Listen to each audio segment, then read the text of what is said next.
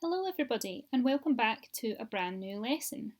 So as you probably already know, we're going to be moving on now to look at a little bit of reflective writing together in class. And just to help us get started thinking about that, this lesson is going to focus on a reminder of show don't tell skills and also talking a little bit about imagery as well, just to refresh our memory of those skills before we go on to do a little bit of reflective writing. So as a starter task, what you're going to do is you're going to be given a grid with 9 letters in it. You need to work out what the 9-letter word is, and then you need to try and see how many other words you can make using the letters that are in the grid. And this is what it looks like. So you should do this on the page in your OneNote, so you can pause the video and have a go at that now.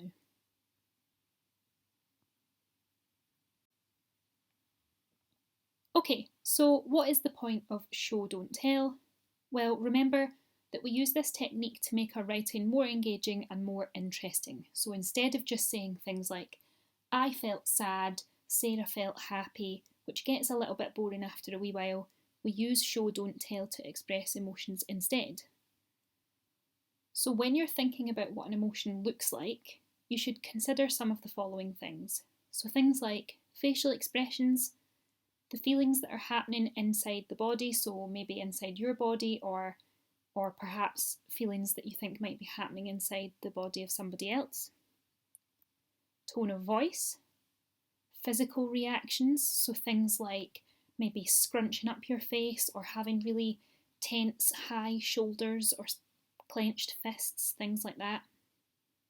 Hand gestures, body language, and the colour of the face. So what we mean by that is maybe somebody's scared and their face has gone very pale, or perhaps they're angry so they're quite red in the face.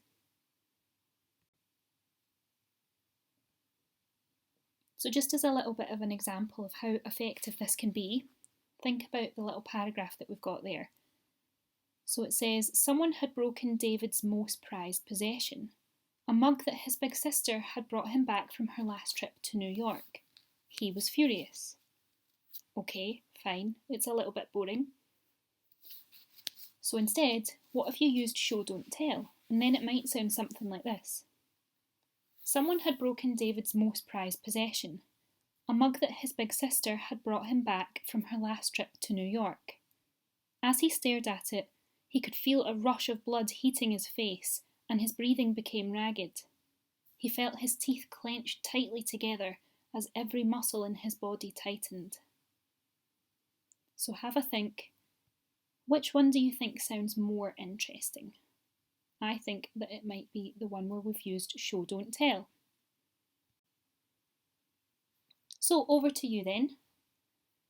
Take the statements below and try and make them more interesting by using show don't tell. So we've got number 1, Lewis was joyful. 2, Catherine felt very irritated. Number 3, Sarah felt relieved.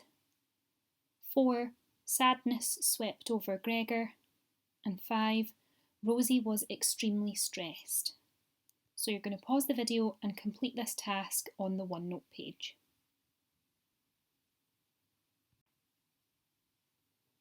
Okay, so we've had a little bit of a reminder of show don't tell. So we also need to have a reminder of imagery, the different kinds of imagery techniques that you might come across and what they look like. Okay, so the first thing we're going to do is we're going to do a little bit of matching up. So if you look at the table below, you'll see that we've got 3 kinds of imagery. We've got simile, metaphor and personification, and we've also got some examples. They are not correct, they're all muddled up, so in the OneNote page what you're going to do is you're going to pause the video and just use the draw tool, use your finger or an Apple pencil and match up the technique with the correct example. So pause the video and do that now.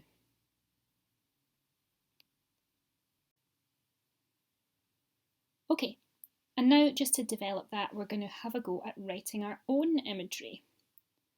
So you must write at least one example of each kind of image. So you need to do one simile, one metaphor and one example of personification. But if you're feeling like an extra challenge or you really feel that you've understood this and you want to show off those skills a little bit, try and do 2 examples of each kind. So 2 similes, 2 metaphors and 2 examples of personification. And again, you're going to pause the video and you're going to complete this task on the OneNote page.